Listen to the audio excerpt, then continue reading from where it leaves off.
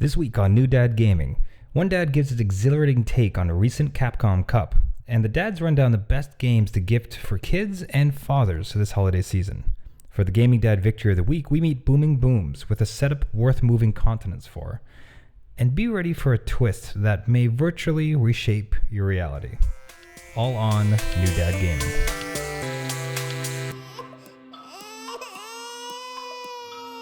The adult beverages are poured, the kids are asleep. Welcome to New Dad Gaming, a show about fatherhood, gaming, and new fathers figuring out their gaming lives. My name is Trevor, and I have a 2-year-old and a 3-month-old. I had to think about that for a second. I'm trying to remember the ages. It's like I was tumbling towards it. I'm like, oh God, I got to remember it before I get to the end of the sentence. It's already happening. 2 and 3. You're going down. And I'm Jeff. I have a 7-year-old and a 4-year-old. Oh, screw these months, man. Like, I've gotten it wrong. Like, they're like, how old is he? 2, not 3. You know what? It gets worse as they get older because you try to remember what they did during the months when they were born. And you're like, I don't know. Is he like 8 months at that time? Or well, everything just defaults to a year. Like, oh, yeah. He did that at 1 or 2, maybe. He did that as a baby. Yeah. He was but a child. He couldn't talk. I make up his own history for him. So, sailing the 7 seas, my child was brought over. The sea was angry that day, my friends. It was a calm before the storm. It was quiet. Too quiet. And you know how kids take care of quiet. The end. Let's launch into it. Every week we like to award a gaming dad victory of the week. So this goes out to exemplary fathers out there who are doing great things with gaming or bringing into their playing with their kids or any number of things. So we like to give a nod and a celebration of fathers who are gaming and doing it so well. This week's gaming dad victory goes to Reddit user BoomingBooms for a beautiful gaming setup that he put together for his kid. And the title of the post itself was so great. My son is going to flip out of his mind when he comes home after school today. I love being a dad. Which is perfect. Excellent title. So yes, as is becoming the tradition, could you please describe the photo we are looking at? So with the title, I'm flipping out because what we see is a projector setup that is huge with Mario Kart 8 starting up right on the screen there, which is insane. That would be so much fun. I'm just thinking Mario Kart in general, multiplayer at that size on a huge projector, and this kid doesn't know about it, he is going to flip out. Like that's one of my first thoughts. I'm just like, put yourself, like, walk me through young Jeff when he walks through the door to see that his dad has created this massive projector setup with Mario Kart. Do you know that young Jeff would just drop his bag at the door, right? Come running over, A, be excited about not doing any homework or anything right away, and B, just sitting down to this huge giant screen of probably one of my favorite games that I've played as a kid, if Mario Kart is anything, and just to get ready to go and play with my dad or my brother or whatever. That would be awesome. That would be like, is it my birthday? Is Christmas coming early? I don't get it. What's going on? This is amazing. Yeah, so it's like, what? The dog ran away? Yeah, whatever. Mario Kart. Mario Kart. I don't care. Blue shells. Blue shells. Yeah, no, this is great. This is I totally want an after picture or like the capture of the moment when the kid comes through the door, or even audio of like, what? Oh, the video reaction would be fantastic. The dad is listening. If you manage to capture anything, please do let us know, because like that is such a killer setup and a perfect game for it. And apparently the projector that he went with has like incredibly low latency, so it might as well just be a big screen TV. Like, it's incredibly fast. Yeah. No, bravo is what I'm saying. Like, now I want to kind of go over and use that big screen. Yeah, that's true. We can't really award it without testing the setup ourselves. How do we know it's not photoshopped, That's right. New dad road trip. Although I believe this particular dad is in Europe, so Yeah, it looks like it. it's gonna be quite the road trip. You know what? I think we have the show pay for it, and we go over and we test it out. We do an international podcast. That has so many wins across the board, but most importantly, the win here definitely goes to the user BoomingBooms for the Gaming Dad Victory of the Week. Incredible setup. Love the excitement around being a father as well. So hats off. Bravo. Congratulations. Woo! Yeah, that's definitely a clapping one. And I'll go back to my little monitor now. Oh, it's so sad. Oh. Yeah. Now, if you yourself are a gaming dad and you have a story to share, if you know of a gaming dad with a story, please do reach out to us. We'd like to do this weekly and would love to hear from you and continue these great stories of gaming dads. So, speaking of fatherhood, Jeff, how was your week in fatherhood? Fatherhood was not bad at all. Both kids are, well, they're practicing for their Christmas concerts. So, we get a lot of singing, and it's great to know that the jingle bells and like the kid version where you say alternate lines, that's lived on. That survived? Generation. Yeah, that has survived. Robin lays an egg still? Robin lays an egg, and Joker's peeing on the wall. Okay, see that? Hold on. That version I don't think I've heard. He pees on the wall? Oh. Yeah. Okay, well, let me give you mine. It's like Jingle Bells, Batman smells, Robin laid an egg, the Batmobile lost a wheel, and the Joker got away. Ran away. Yeah.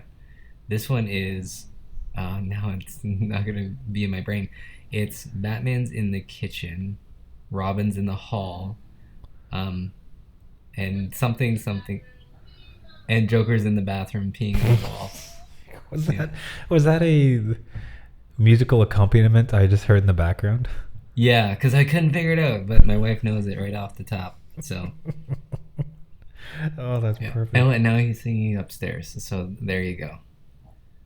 Anyway, there have been alternate versions of Christmas songs that have lived on. Even Rudolph. So my youngest is definitely not doing those yet. I think if he gets a handle on those lyrics, he'll be kicked out of that school. But the older one, they all have fun with it, so they know when to turn it on and turn it off. So that's been the week of singing. So we're all prepared for that. It should be fun. But that's it for those concerts. Like, have you been? Like, you must have been to a couple of them now. Like, what's your take on them? Like, it seemed. Are you enjoying it? Is it monotonous? Like, just awful, gross singing, and like you're dragged to it? Like, what's been your experience with them so far? See, as a kid, a rite of passage of fatherhood. Yeah, that's right. When I was a kid, I remember them being so long, and then it was after school at night. These things are during the day, and really from either JK or grade 2 with my kids, it's really just like 15 minutes, and then you're kind of done, and then you go back to their classroom, and they have cookies or whatever, and they're kind of telling you to take your kid home and not leave them here because the day's almost done.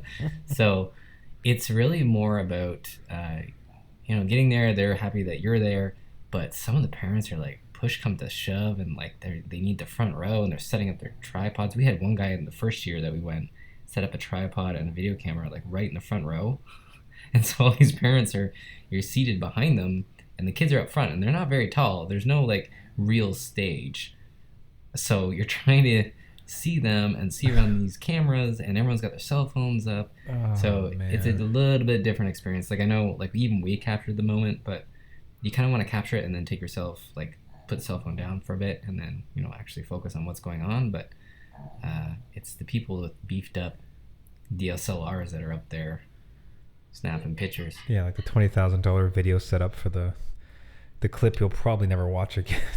No. Well, yeah, like at this point, I actually want like the school just to volunteer a video and just pass it around on, Facebook or Google Drive, and just be like, here you go. Don't worry about recording it. Oh man, you should make that suggestion. That is genius. Yeah, just look at your kid. It's awesome. You'll get a video of it later. Perfect. Because there's the impetus. Like, I get it, because I'm no better. I have to. Yeah, no. I have to admit to it. Like he had a little thing. He was crying the whole time, but I still tried to get a couple snaps and a couple videos of it. Yeah. So not like it's not a high and mighty thing, but the thought that, man, if they had just said like this every time everyone comes in, hey, look, we have a professional setup here. You do not need to take any video. We will send it to you. Exactly. Oh, that would be perfect. I think that would alleviate a lot of it. Just from a parent's perspective, like, I don't want to miss that moment either, and I want him to be able to view it later if he pleases. So yeah, we've done it as well, but if they did it, it would be so much better. And if they expanded parking, because that's another battle in itself to try and get a parking spot at a school that already has no spots because all the teachers are there. So that should be fun. Yeah, it's a great way to get everybody in the holiday spirit. Just swearing, swearing at each other. That -20 out there. Oh, that is wild. But like I said, it's a rite of passage, like going to Laos, kids singing known songs poorly. Yep. But they're so cute. Yeah. That was it for me. How about you? Yeah, so on this side, in some ways, the follow-up on the Mustard's explosion story from last week is that the baby seems to be on some sort of cycle where, like, he's going a couple days without pooping at a time.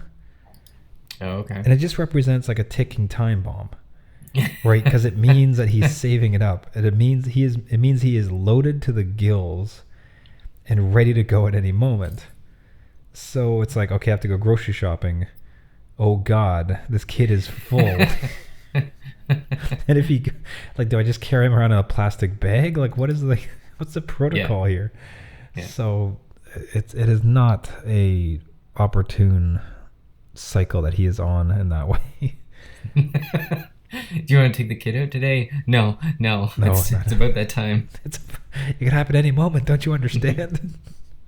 But happy and healthy otherwise. The other one, it's just you expect there to be, you think you know the bounds of his energy, and it just goes further. Like, because today he was at school for a bit, like a daycare, running around. He had swimming lessons. He has made some friends kind of nearby, so he was just sprinting and like he flat out running for the better part of like an hour and a half after swimming, after not napping, after going to school. And it's like, between all of this, you are going to be tired.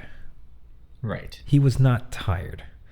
Not in the slightest. Like, not even close. He feeds off it. It's like, is he leeching caffeine from me when I hold him? Like, is it a superpower? What's Superman's nemesis? The Parasite or something?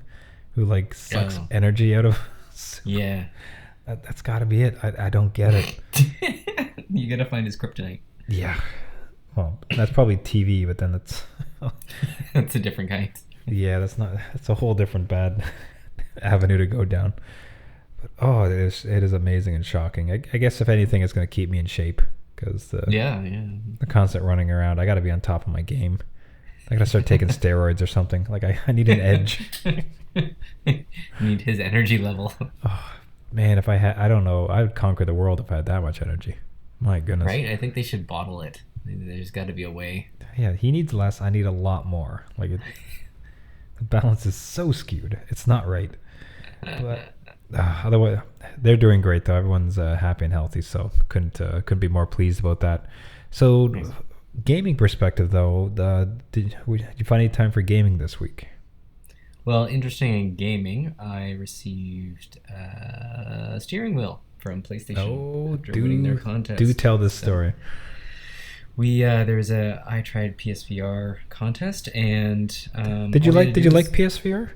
A little bit. I think I had a little taste of it, and then someone yanked it out of my hands a while ago. So no, it was a good experience. All you had to do was submit a photo or a comment on their page, and it turns out that week I won, and the weekly prize was Gran Turismo Sport and a steering wheel that is far too good for what I would use it for. This thing is like the gold standard of steering wheels. It's like weighted 1080-degree rotation of the steering wheel, vibration. Is it force feedback, like when you're taking force turns? feedback, like so cool. minuscule, like it had a level, so it was so you'd feel minute details in the game, especially with a game like Gran Turismo that's so detailed in itself. It had like a brushless motor, so it would never it would never give up, so the steering wheel would never stick. It had pedals that were full-size pedals. Whoa. And weighted. This thing weighed like 35 pounds, so it was insane. Oh, Merry Christmas to you. That's fantastic. Yeah, like I received it. I don't know. I was looking at it and like, wow, that is an expensive wheel. So what I did next was that I sold it and got myself a PSVR. Wait, are you serious? I'm serious. You got the old... Yeah. It's like, wow, this wheel's amazing. I can't wait to sell it. Oh my God. I was debating about it for many days. I'm like, well, like I could see myself using it for maybe a couple weeks and then it kind of collecting dust. And, I'm not going back to it too much. There's only a certain amount of games for it. I really want the PSVR. I think everybody knows that by now. So there's a massive deal on one. Traded it in or sold it to some guy. He gladly paid for it right before Christmas. I took that cash right over PSVR. So I'm ready. I'm in the game. That is man, you gave me no indications of that. You have not posted on Facebook. You didn't give me any messages. No. Like, were you trying to surprise me specifically? Because that is, or you just been lost in virtue. Just real. No, I got it just today, so there hasn't been much time, but I did want your real reaction to that. My God, that is on sneaky dog. You are in the game. That is fantastic. Yeah, good move. Because I'll say, like, what was kind of interesting about it is, like, I tried PSVR, a contest about VR, and then they award you a steering wheel, and it's like, okay, the steering wheel is great. Like, so, like, if that came to me, like, if you already had the PSVR unit, right, like that's a whole nother level. That'd be just mind blowing. Right. But if you don't, it's like, I tried the PSVR, and that was great. Yeah, you really sold me on that. I didn't try the steering wheel, but I kind of want the PSVR. And the steering wheel will go great with some PSVR that I don't have. It would be good, that PSVR with everything in it, and I could get that and just experiencing it in an actual car instead of trying to drive one with the steering wheel 2D. That is a Christmas miracle. That is absolutely genius, man. Yeah, good gaming dad victory of the week. Yeah, I am excited. I am hyped, and I am glad to the person that bought the wheel. Kudos to you, because that was a lot of money, and now it's in PSVR. Yeah, well, those wheels are. I'm not surprised that you were able to get the value from it, because it's a whole different level of. I have known some folks before that the only thing they would do with these type of simulations and the attention to detail around getting the actual driving setup perfect is incredible. Like it's so much about the simulation. So this wheel, given that it's top notch, I'm not surprised at all you're able to do it. But I did not. I don't know why I wouldn't think of that, because that's beautiful. Man, yeah, we're gonna have to play some dad VR stuff now. I'm going to. I'll tell you that. The only thing that it doesn't come with are the Move controllers, so I'm on the lookout for that maybe during Christmas. But I am ready. Possibly online too, but it came with the it came with the camera. Came with the camera and the set. It's the older model. You know how they have the newer model with the HDMI pass-through? So I didn't go for that. But it does come with another copy of Gran Turismo, which I did get with the wheel. So now I have an extra copy of Gran Turismo that I might sell back and get some Move controllers. Nice. Man, wheeling and dealing. Wheeling and dealing. Dad's on the move. Look at this. My God. We're gonna have a whole VR episode now. Or just a second podcast. Dad's playing VR. Congrats, we'll just record man. in VR. So happy you're in the club. Yes, man. Good to be here. Oh, I'm still just in shock. That's so cool. That's so perfect. So that's gonna be my gaming for the next little while. That is the ultimate for me. So You have to do like another hashtag toward them. Like, I tried PSVR. I got your wheel. I sold your wheel. I got PSVR now. like PSVR, I tried it again, and now I'm in it. It's much better for ownership. Oh, well, I'll tell you one thing to do even tonight, because the segue into my gaming. Yep. The Last Guardian demo came out in VR. Yes, I saw that, and I am excited. Do it. It's very short, like incredibly short. So I'd say even after the podcast, you can hop through it. Mm-hmm. At first, the best part is I was looking at first, and it was kind of meh. I wasn't thinking too much. It's like, okay, this is kind of interesting, but then the creature comes down, the Guardian. Yep. And the scale, and he's so much like right in your face.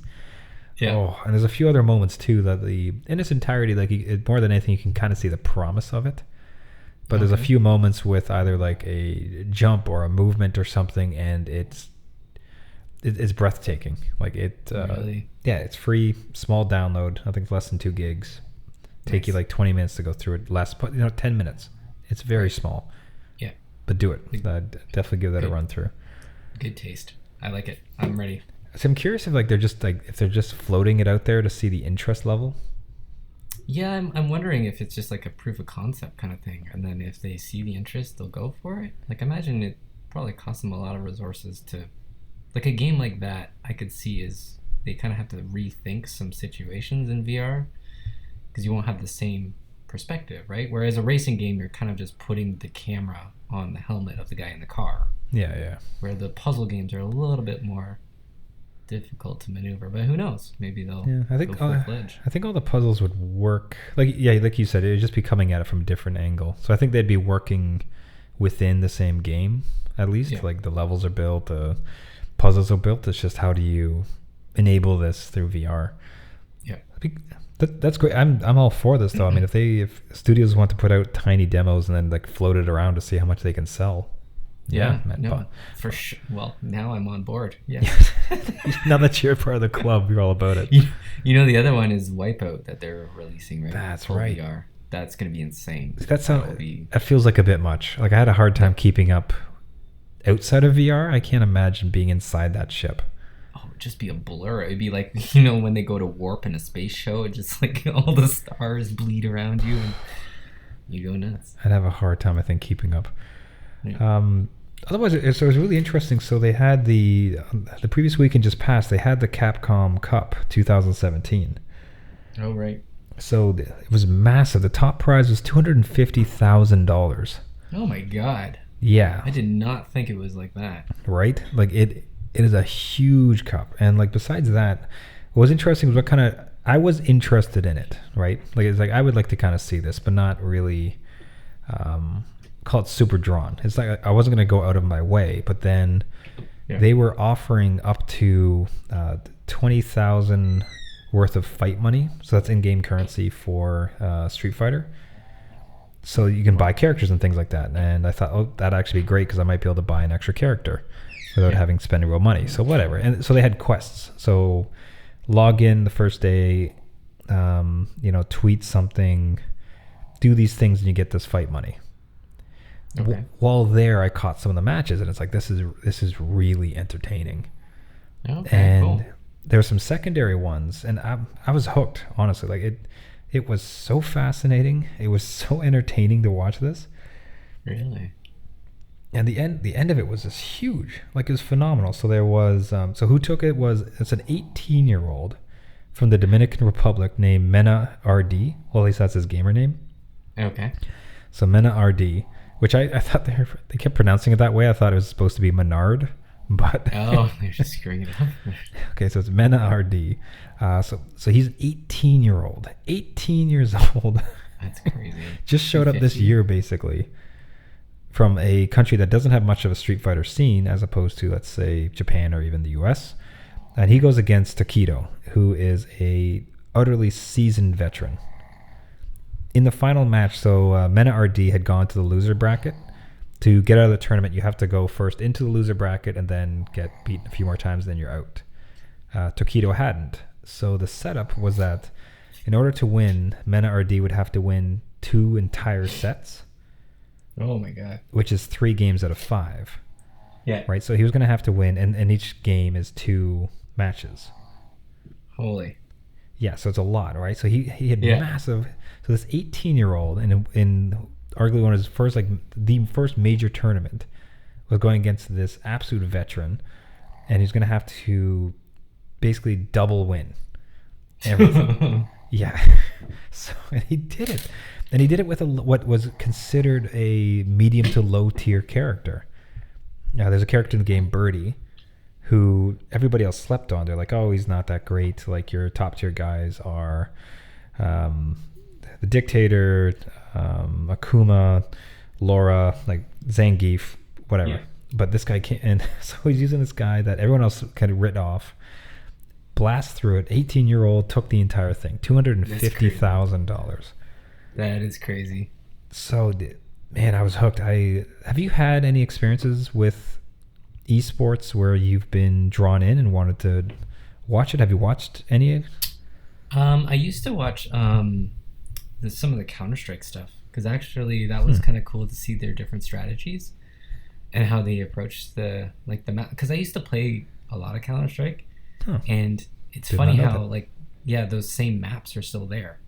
So everybody plays game Dust. Same graphics, the same game. Yeah, like basically, right? So I know when I was playing, I had no strategy compared to these guys. They go in, they're communicating, they're, doing tactics that are basically out in the real world field, like army strategies. Like, it was pretty nuts. So again, like you said, it was interesting just to see that kind of aspect to gaming, where you're kind of drawn to what they're doing and how competitive it can get, and minute details. Like, they have guys that like basically count frames so that they know when to pin their shot or whatever. So it is really like a professional expert sport, like esport, like you said. Yeah, these to get to that level, like, it's really back to the Street Fighter one, like it's all down to the frame data. You throw this punch, there's like 3 frames by which you can counter it. Okay. And Counter-Strike, yeah, right? That's just the math and the memorization, one of the best things I heard, and I think it probably accounts for most esports, but somebody put it much more to a chess game, in the sense that the skill to be able to do a combo, do a punch. Counter-Strike, knowing which guns are best, like how to reload fast, and aim well. Yep. Like that's the table stakes, right? And that basically just lets you step up to the board of chess, and the rest of it is entirely strategy. So, as much as you might think that even with Counter-Strike, like, that's a super action-oriented pew pew shoot 'em up thing. Yeah, everybody is at such a level that it's much more about the strategy, about the chess moves, right? Like the overarching game thing. It's not really about who can shoot the best, because everybody can shoot amazing. Right. Yeah. You have to, if you can even think of playing. The rest of it's all strategy and how you go about it. And same even with fighting games, right? Where it's not, can you do a combo? Because everybody can. It's much more about reading your opponent, kind of knowing what they're going to do. Yeah. Yeah, that's neat. That's a good kind of analogy to it. So yeah, I appreciate that one. So so congrats to that. Like, it was fantastic. It was an online streamed event. They did it really well. The quest system was cool. Like I said, I got 20,000 worth of in-game fight money. So like, I'm at a point now I can actually buy 2 characters, which actually I want to get back to in a second. The thing I want to mention, so at the end of it, they had a massive reveal for the new characters of season 3, which we've kind of mentioned before. Okay. So they have Sakura, Blanca, Falke. I'm probably mispronouncing some of these. Blanca? They didn't have Blanca in there yet? They didn't have Blanca, and boom, he showed up.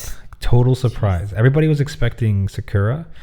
Okay. And they also announced... I'll get to it. So Sakura, Blanca, Falke, Cody. Cody's like the old jail guy from Street Fighter 3. Yep. Except now he looks like he's the mayor of a town. Like he's all like dapper. It looks awesome. Mr. Topman hat. A character named G.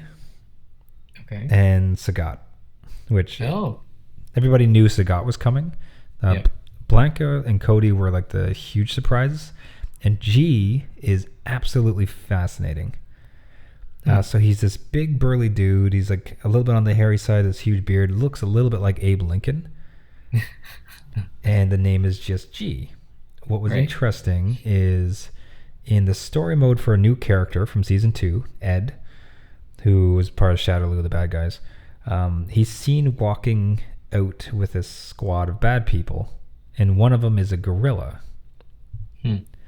Now, this G guy looks exactly like a character from Bloody Roar. Oh. Do you remember that game from original PlayStation? Yeah. Freaking amazing. Posters for it too. It was pretty cool. Oh, that whole game was fantastic. I was thinking about that the other day. Like transform into the various animals. You have different moveset. Like that game was a blast. Yeah. So G, like all signs, are pointing to the fact that this is the same guy from Bloody Roar. He's a gorilla, is like the animal they turns into, because of course, like so in the other story, right? Right. So all this sleuthing going on. It's like, oh my god, is this from Bloody Roar? Is it going to be a remake of Bloody Roar? Yeah. Can he like, what does this mean? Everybody's exploding. Yeah, no, that would be interesting if they remade that, because that has been a while. I think it's ripe, man. Like that, that game was such a blast, and like fighting games seem to be picking up some momentum. So, yeah, and if you can kind of spin it as like a season to season kind of deal, might get more life out of that stuff too. So that'd be interesting. I'd look into a new Bloody Roar game for sure. Yeah, so I'll keep you abreast as that goes. But yes, as opposed to season 2, they had kept everybody hidden until they were revealed. This time they just let everybody know. Okay, here's everyone. Fans are loving it. I think the Capcom Cup itself was really exciting. So cheers to Capcom. Actually, okay, that reminds me about the money, right? Well, the thing, so we've discussed like the seasons past, like the cost of this game, and like how you have to keep buying characters with real money. The thing that the numbers I hadn't put together that I found a post about that I found utterly fascinating is the fact that you could pretty much grind the game reasonably to just buy all the characters with game money. Okay. So by the how much grinding? It's not that bad, and it's actually enjoyable stuff. Like it's not like MMO style grinding or RPG style grinding where you're going through and it's doing the same repetitive thing for like hours on end. This is, you have to go through the character's story mode, which is like 3 or 4 chapters, and it's honestly interesting. Like it's comic book style, like story with voice acted and everything. Okay. You have to go through a couple rounds of trials, which is the first time on easy, there's 10 people you have to beat. Second time you have to beat 30 people. Okay. So it's challenging, but it's fun and kind of interesting. Yeah. And at that point, you pretty much have. Then there's. The one I just mentioned is called Survival. So survive 10 guys, event 30, and the last one is Trials, where it's like, okay, do this combo.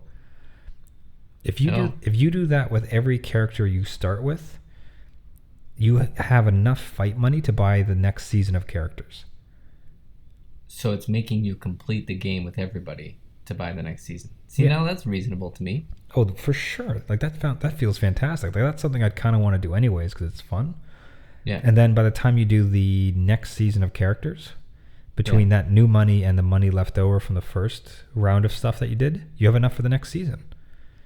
So you can very reasonably just get all characters just by playing the game. Right.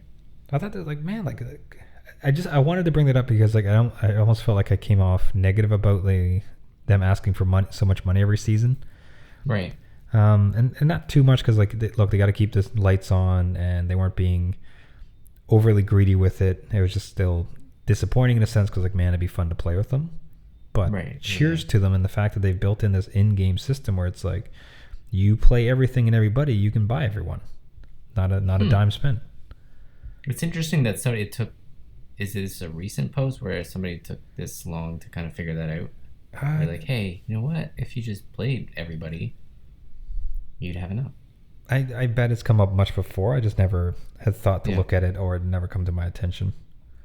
Well, it's never been in like the media of it where, they're, here's another season that you have to buy and all these characters that you have to pay for, where it would be easier to say, hey, if you just completed the first part of the game, you can get these things.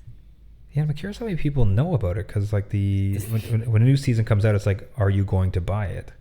No one ever says like, yay, I can use my fight money to buy. Yeah, exactly. I've never heard of that. So yeah, so I'm not exactly sure what the disconnect is, but man, like cheers, like that feels like a very old school way to approach it. Yeah. And I think otherwise a lot of the other stuff is like the costumes and everything are where they really ding you, or people who just don't want to go through the hassle and do all that work, or somebody who wants to have people dressed up as Santa. Okay, like here, give us money. But onto a topic we decided to discuss, and the holiday season is fast approaching. Christmas is coming up here, or whatever holiday you do celebrate, and accordingly, as gaming dads, the opportunity to purchase and to supply perhaps a game for yourself, but more importantly for the kids, arises. Yep. So it got us to thinking, okay, what are some of the best dad games you can buy? And in fact, we'll be doing a whole nother episode on the best dad games of 2017. But from a Christmas purchasing, maybe what would maybe you would buy? And more importantly, what are some games you'd buy for the kids? Right. Now so I'll put it to you, Jeff, actually, did you want to talk the dad games first or the kid games? I can do the dad games.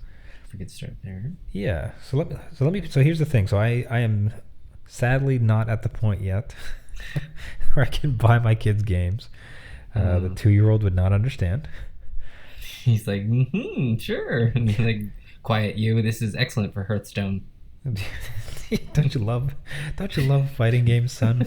Don't you love Destiny 2, son? Little baby would probably be okay with it. Like, oh God. Yeah, colors. He loves it. It's great. So from an outside opinion, I'm more interested in your opinion and being given the fact that you can actually buy games for your kids. But looking through the list, what kind of definitely stuck out for me was that how Nintendo seems to run away with it as far as a list of it, with a few ones outside. Let me rattle these off, and then I'd prefer you just kind of take it away. But I was thinking Super Mario Odyssey. Definitely. Mario Kart 8. Oh my, yep. And a projector. Yeah, only if you have a projector. Yeah. Yeah. I was thinking the Super Nintendo Mini. Yes, that could be. The only problem with that is some of those games are like extremely difficult. No, that's true. That's like, because these soft kids that can't play games. Like yeah, you only get 3 lives. What?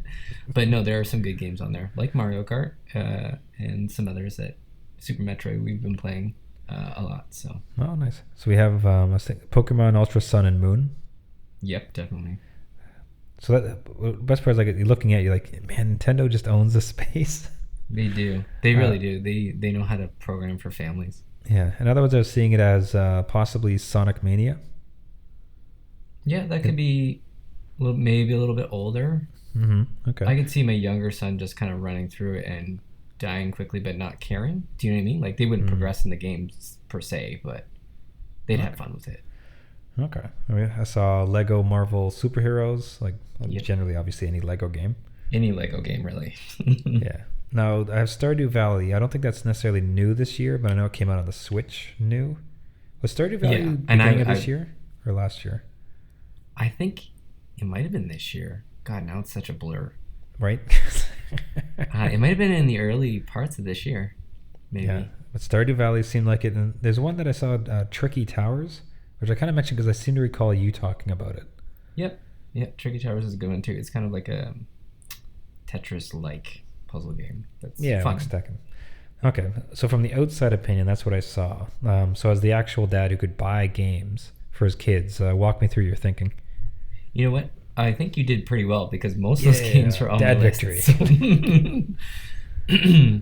It's definitely all the Marios. I would even add Super Mario Maker Oh, to that right. list. Yeah. Oh, especially with the creativity, that it would be cool. Yeah. Every year, Minecraft. Like every year. It doesn't matter what Always it is. Minecraft. If it's the story mode, whatever, always Minecraft. The kids have a blast of it. But I have most of the games that you mentioned. I also had a couple others that might have been a little bit older. So Ratchet and Clank from 2016. Any of the Rayman games are usually really good, and they're funny. So kids usually tend to love that. I know my oldest and youngest get a kick out of it. Rocket League for sure. Depends on the difficulty between each other, but it's usually a pretty fun one to get into. And then the other one I had was that you didn't mention was Dark Souls. Everybody's Golf. Yeah, Dark Souls. Everybody's Golf. I played that at a friend's house, and it was kind of interesting. And it was just it's a pick up and play. Like there's a internet side of it that you don't really need to do, and you can just kind of run around single player, and I'm sure the kids would just have a blast. And they're not really into sports. It was just more about looking at the meters and stopping it when it's supposed to stop. So it's interesting that way. Is that the one that's is that the pseudo RPG golfing one, or is that yeah. Okay. And you like gain points, and you can buy clothes or whatever. Yeah, it was kind of golf. Like, geez, what I heard it once called kind of like the Stardew Valley of golf. Oh no, that one on Switch. I would love to do that one. Yeah, it's like an RPG golfing sim thing. This okay, so, but you're talking about like Everybody Golf is a bit more like Hot Shots Golf. Yeah, it is. It's just been renamed. Okay. It's like no, it is that exactly. It is that company and that brand. They just renamed it. They felt everyone should golf and not just Hot Shots.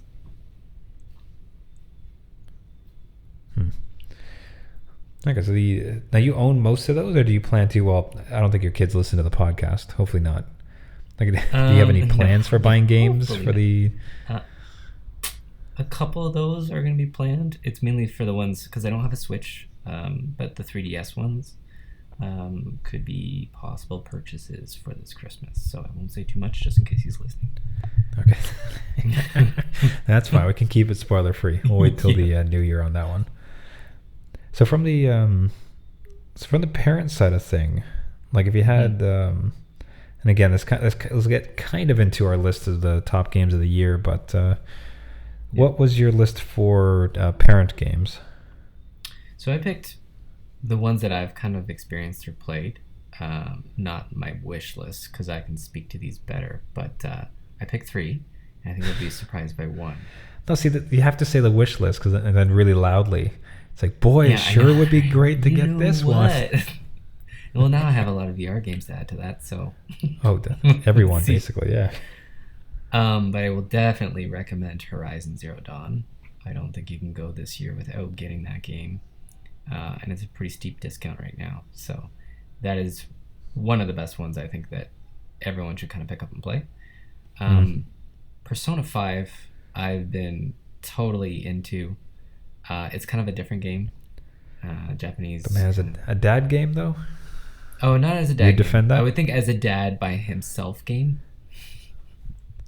Not a dad with his kids game. Yeah, not a dad with his kids game. Even that, I just meant like with a dad's limited hours, you would still make a pitch for Persona 5? I would say, because I've done Witcher, there's a possibility. I think you could do it. Again, possibility for anything with The Witcher. Yeah, you'd have to play it with something else, but it is a really amazing game that at least experienced that design. It's really cool. And then my last one, if you can get it on a deep discount, which it usually is, would be Final Fantasy 15. I think it's a good one to experience, even though I didn't quite like how it was pieced together. It's all kind of being patched in now. I think they're doing a better job of that. So yeah, maybe the definitive version really is going to be so much better. Yeah, well, it should have came out. But those are my kind of semi picks. What about you? Okay. What's kind of funny is I had two that sort of lean into the kid side of thing too. Although, well, at least Super Mario Odyssey just looks like an absolute. So, and I didn't limit myself to what I actually have because I also don't have a Switch. Yeah, But that looks like a blast. Yeah, Super Mario Odyssey just seems like such a slam dunk as Yeah. far as like fun, cheery, awesome Mario. Yeah. Zelda Breath of the Wild. I mean, that's a console seller. Like it's. I have debated getting the system so I can play that game. It looks so good. Yeah. But I just have held off. We'll hold off for a while. But like the Super Mario Odyssey and Zelda Breath of the Wild, just like unbelievable. Horizon Zero Dawn. Haven't played it, but I don't need to understand what that game means. I'll tell you this, like I have that queued up, but I just have this feeling that I need to get through some other games, like finish up, clear the plate a little bit. Like for instance, I'd never finished Doom. I would go back and get that one. Right? What I'm something like 70% through. It's just I gotta see it through. I like clear the plate, come at it fresh. Yep. And then it's possibly not much of a surprise if anyone's listened to the last couple episodes, but I would make a pitch for Destiny 2. It's getting a little murky right now because of the DLC, the controversy with the payments. You know, that it's a little tricky to jump in now, given what's going on. But if you kind of make some sort of assumption, they take the backlash and make everything for the better. I still hold it up as something that is very sessionable, very rewarding, great feeling mechanically, and it has some of those RPG things that make it really enticing to come back to. So I would make a pitch on that one. And like, although just buyer beware, given the kind of current controversies. Keep your eyes open. Go in with eyes open type of thing. Recommendation with an asterisk. Asterisk. Beware of DLC. Beware of wallet. But all right, not a bad list. And I said I think that's kind of a nice little appetite whetting before our Game of the Year edition, which will be our next episode.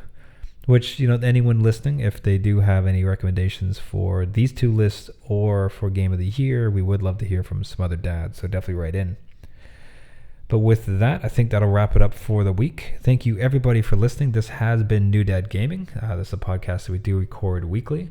If you'd like to reach out to us with show ideas, questions, or anything else, if you yourself have a gaming dad victory or know someone who does, we'd love to hear about that. You can find us at our website at newdadgaming.com. We're on all social media as well, if you can find us there. The podcast itself, you can find on iTunes, Google Play, and anywhere else there are podcasts. We would love a subscribe, a rating, and most importantly, a pass along to any new dad who games. Thank you so much again for listening, and until next week, my name is Trevor, and I have a 2-year-old and a 3-month-old. And I'm Jeff. I have a 7-year-old, a 4-year-old, and a PSVR. Oh, I was waiting for that PSVR part. If you weren't going to say it, I was going to include it in, because that is now your baby. Man, I'm so happy about that. Oh, I'm happy too. I would hope so. You're like, I am amused. Jeez. And Accounting Plus just came out, which looks so funny. It does look funny. I was looking at that too. You can pre-order it, and it's pretty cheap. I'm like, oh man, there's so much. There's a whole holiday sale on. Okay, I'll tell you this for next week. Download the demo disc 2. Yep. Free download, and play Moss. I want to get your take on Moss. Oh yeah, that was the one with the mouse and the little mouse, yeah. Third person. Okay. But oh man, welcome to the club. That is fantastic. I'm ready. my body and spirit are ready. Let's go. Let's do this. As soon as this is done, I'm running out of here. I'm playing some PSVR. Yeah, it'd be a shame if the show was to just keep going, run on a bit. So what's your take on the gaming industry? What's going on? No, man, get out of this reality. Hop in. All right, everybody. See you next week. See ya.